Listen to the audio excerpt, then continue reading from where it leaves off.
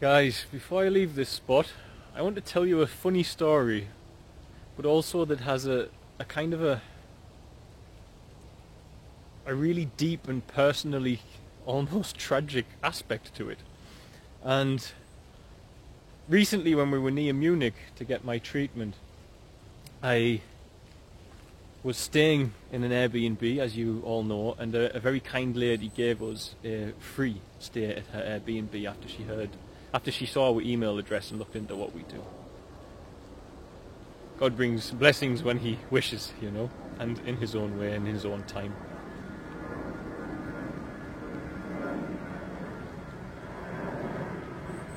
I saw a cat outside our house one night. It was freezing cold, and I was going for short, tiny walks, like a kilometre, to a river near our Airbnb, and just standing at the river to get outside and then coming back with Fritzi and Aslan, because I couldn't walk far, getting sick, as you know. And I decided to go for a walk again with Fritzi, and I saw the cat, and it was really, really cold, and I thought, I wonder if this cat's homeless. But anyway, I left it and thought, okay, just leave him be.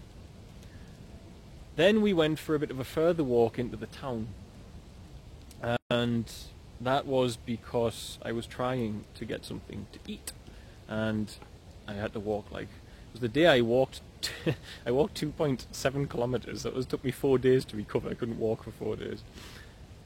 But on that instance, in the middle of the street, it's only a small town as well, here's that cat again.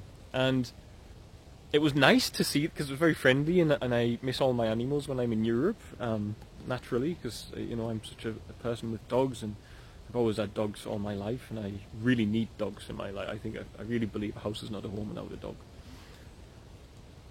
So that was it. I said to Fritzi, this cat's homeless, I think it's lost. I said, it's freezing cold, and we keep finding it. And Fritzi wasn't convinced, but I was. So I took this cat home, and it had a collar on, and I looked, but there was no tag. But what I had missed is that under the collar, you could pull the collar back, and it had my boss is, and then the name and telephone number. So I thought, okay. Then after a few hours of having this cat, wondering what to do, thinking about going to a local shelter, I found that on his collar as he was sitting on my lap, my boss's. So I called the number and I said, hey, I've got your cat. And he went, oh.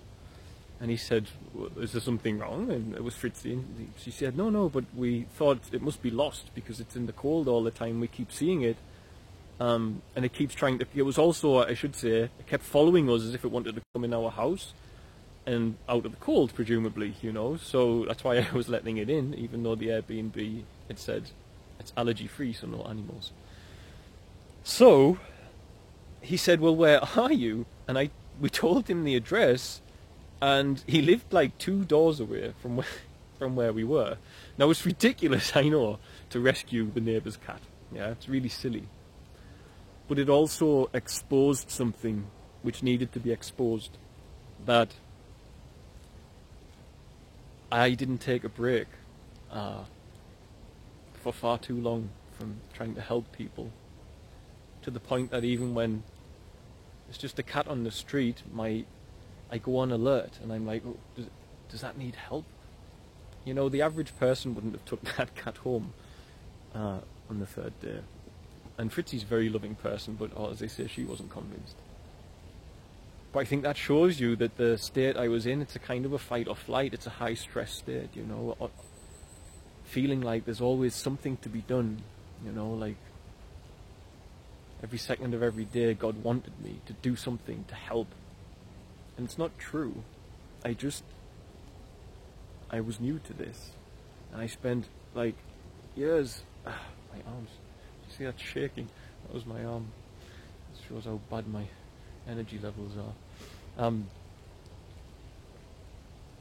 yeah, it's just a little bit actually sad in its own way, but also beautiful that I found out that I was doing that, and that I'm doing that to myself, because it's very unhealthy to live that way.